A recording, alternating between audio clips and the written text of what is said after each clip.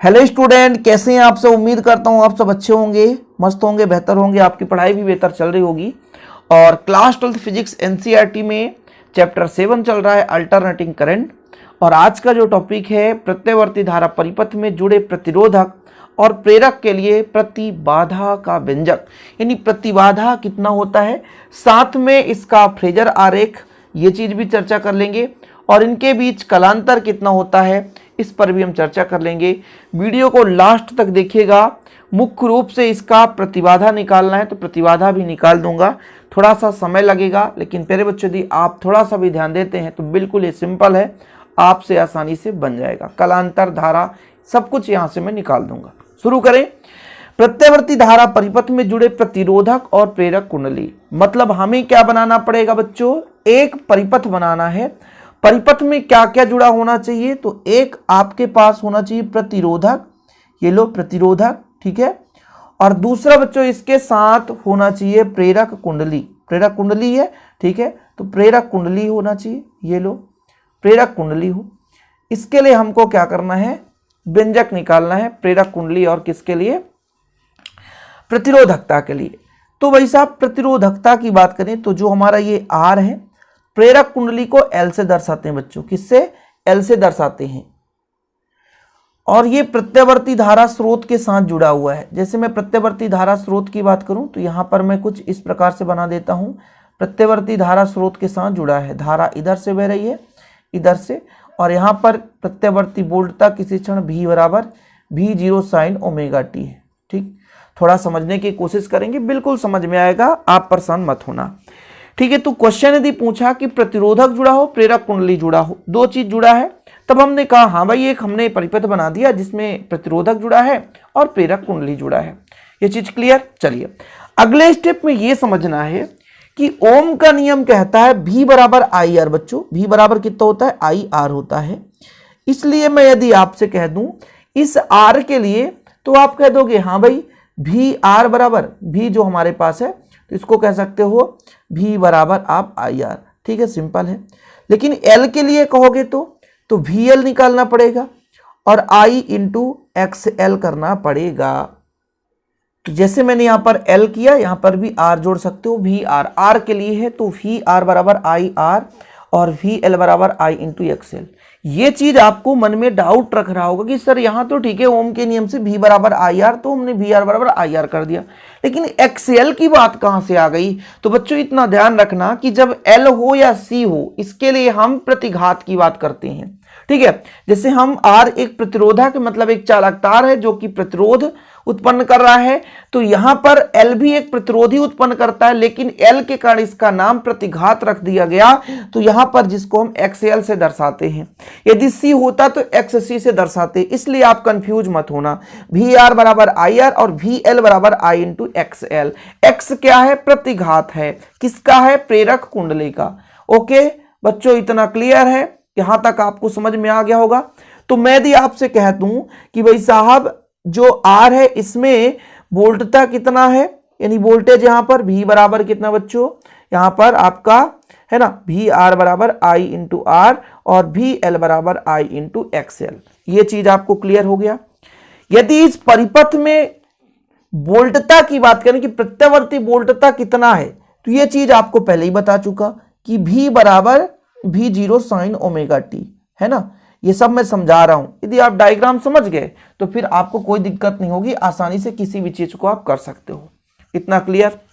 चलो अब मैंने आपको R जुड़ा हो सिंगल, इसके लिए भी मैंने व्यंजक कराया है।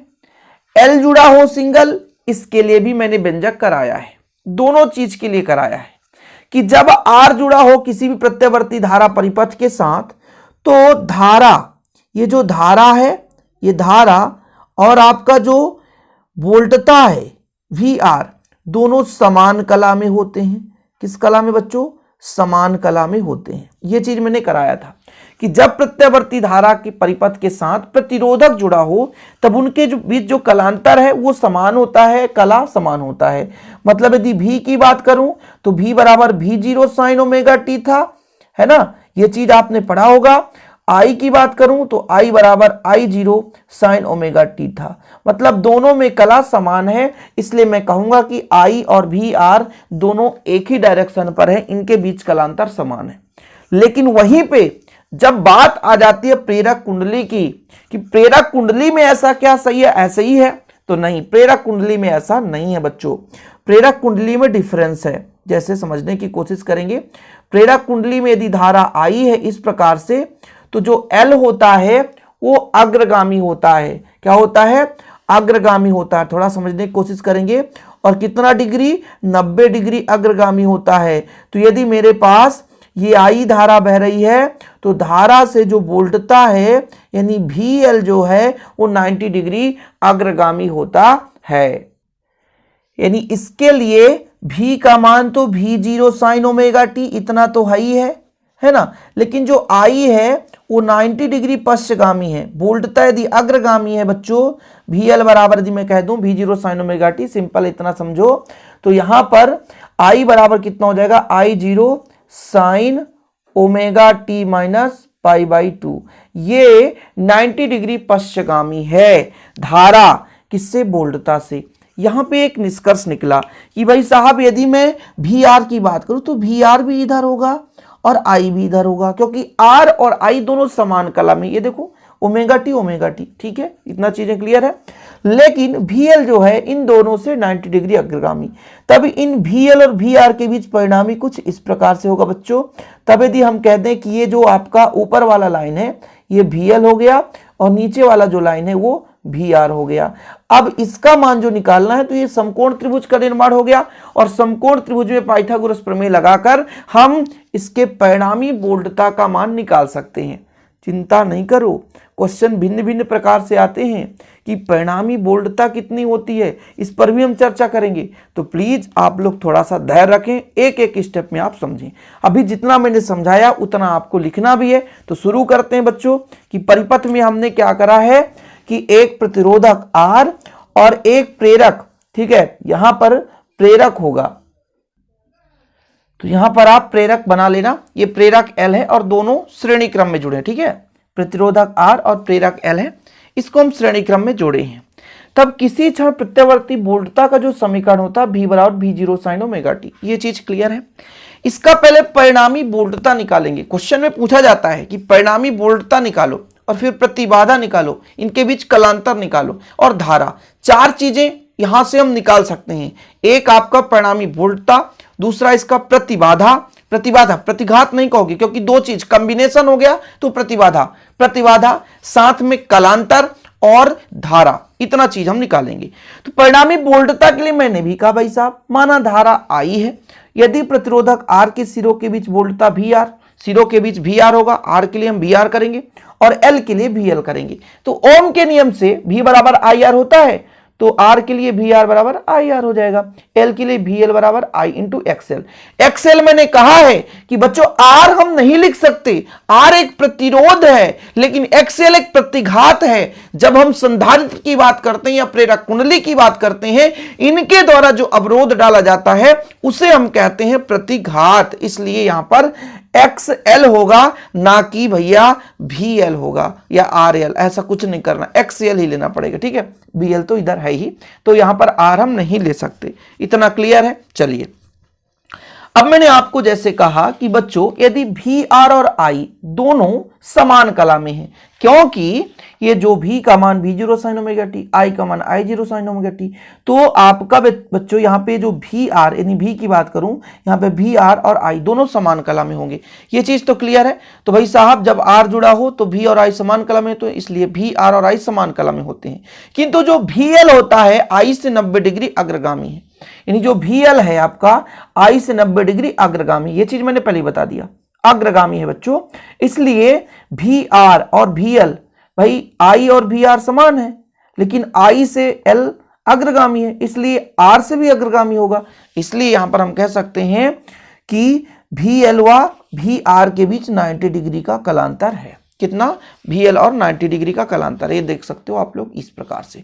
अच्छा, ये भी समझ में आ रहा, बेहतर रूप से डायग्राम बना के प्रोवाइड किया जाता है, और यही नोट्स प्रोवाइड किया जाता है 100 रुपीज में, बेहतर रूप से 100 है, मतलब ₹100 बहुत ज़्यादा नहीं है, हैंड रिटेन नोट्स आपको प्रॉपर मिलता है। तो बच्चों यहाँ पर देखो ये VL हो गया, ये VR हो गया, बीच का कितना 90 डिग्री। यदि मैं यहाँ पे भी ऐसा कर दूं, ऐसा, ठीक है, तो ये जो ऊर्ध्वाधर है ये VL को ही बताएगा और ये जो मेरा ये वाला भाग है ये VR को ही बताएगा, इसलिए परेशान मत होना।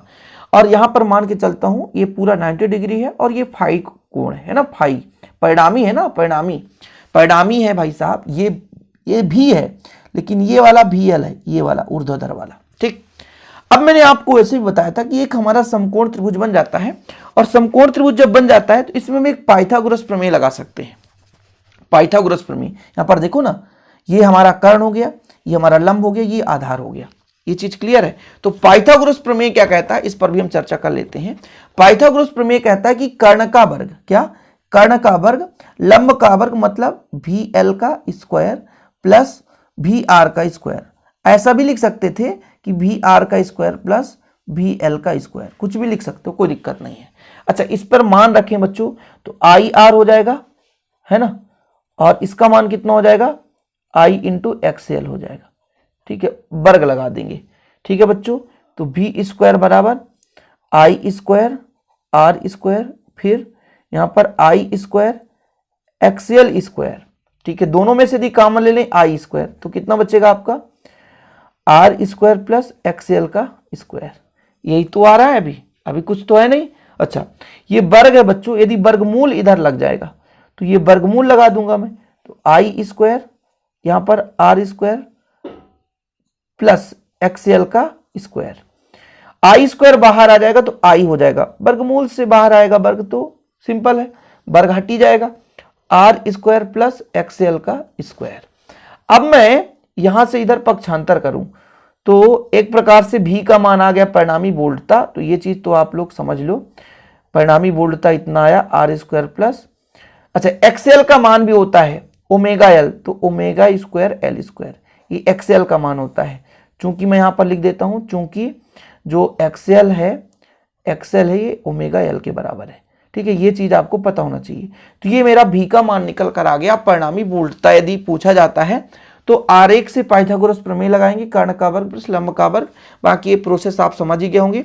ये परिणामी बोल्टता है, ठीक है, क्योंकि XL का मान है ओमेगा L, ठीक है। यहां तक तो क्लियर है यार, ये चीज तो क्लियर है, समझ में आ रहा है।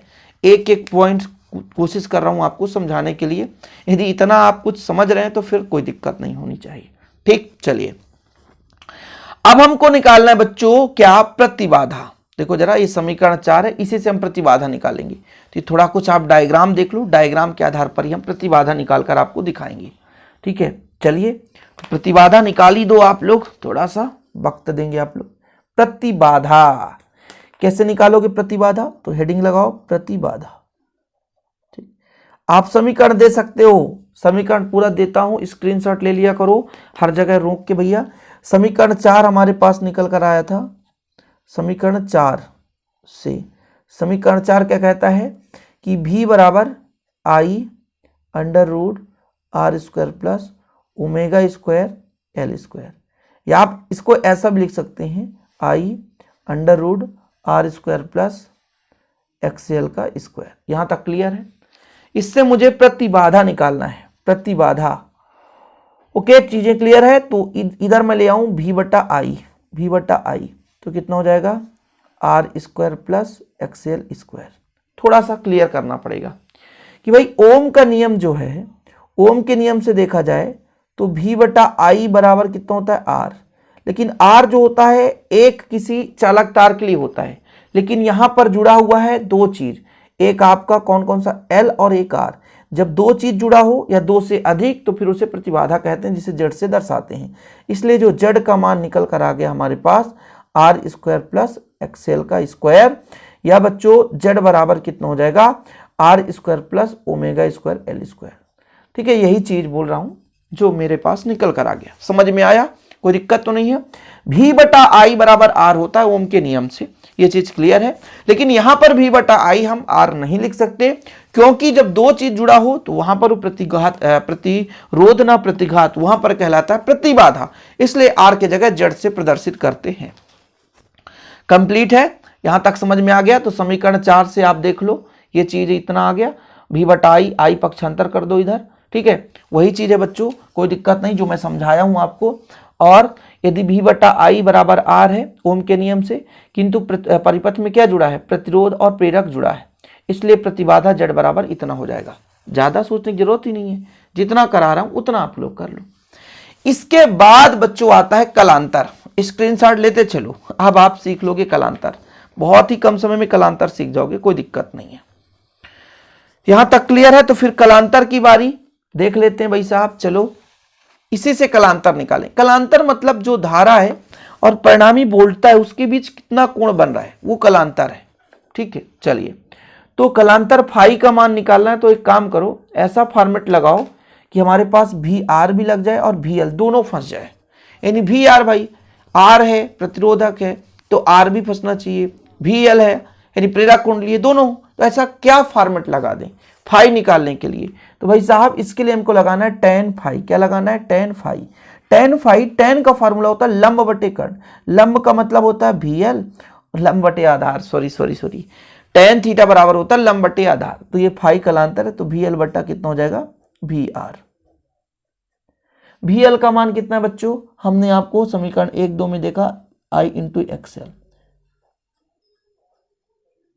आई इंटू आर हो गया। आई से आई काट दो, एक्सएल बटे आर हो गया, ठीक है।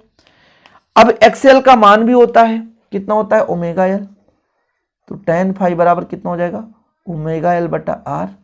तो फाई का मान निकालना है, ठीक है, टेन का पक्षांतर कर दो, तो टेन इनवर्स ओमेगा एल बटा आर। ये क्या निकल कर आ गया, कलांतर। हेडिंग किसका लगाना था, कलांतर का।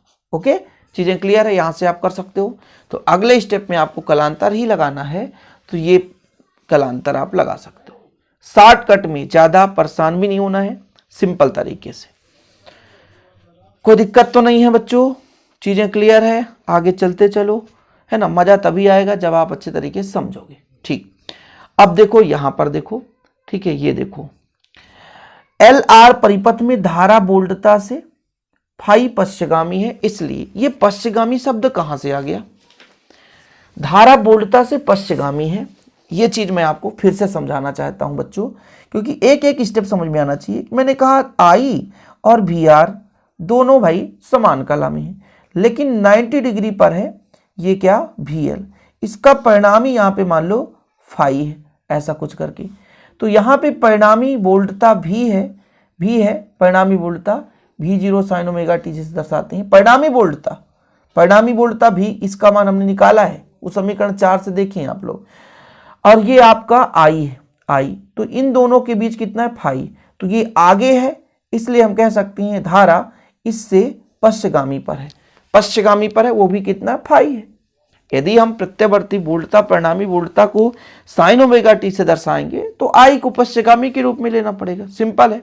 जहां पे आई कितना है, फाई बराबर इतना, अभी आपने निकाला। ये चीज क्लियर है, कुछ नहीं, ये हमारा समीकरण है और कुछ नहीं, इसको बताया रहे हैं कि भाई साहब यदि आई का हम देखें मान, आई बराबर भी बटा जेड है। भी बटा जेड कहां से आ गया, ये भी दिक्कत है, एक एक शब्द में समझ में आना चाहिए भैया आपको।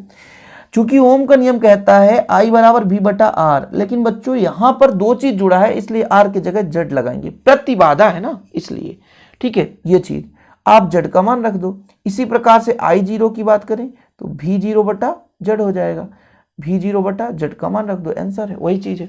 जेड का मान भी आप निकाले हो। तो इस प्रकार से हमारा लेक्चर हो जाता है कंप्लीट। छोटा सा वीडियो पसंद आए तो लाइक करके शेयर जरूर करें और बेहतर रूप से तैयारी कर लें। कोई भी टॉपिक हो, आप लोगों को जो भी डाउट हो कमेंट बॉक्स में कमेंट कर सकते हैं। इसके पिछले लेक्चर को देखने के लिए हमारे चैनल को सब्सक्राइब कर सकते हैं और हैंड रिटेन नोट्स लेना है तो 100 रुपये चार्ज है, बेहतर रूप से ले सकते हैं 968529 पर कांटेक्ट करके। ओके, 968529 पर कांटेक्ट करना है, 100 रुपये चार्ज है, बेहतर रूप से नोट्स मिल जाते हैं।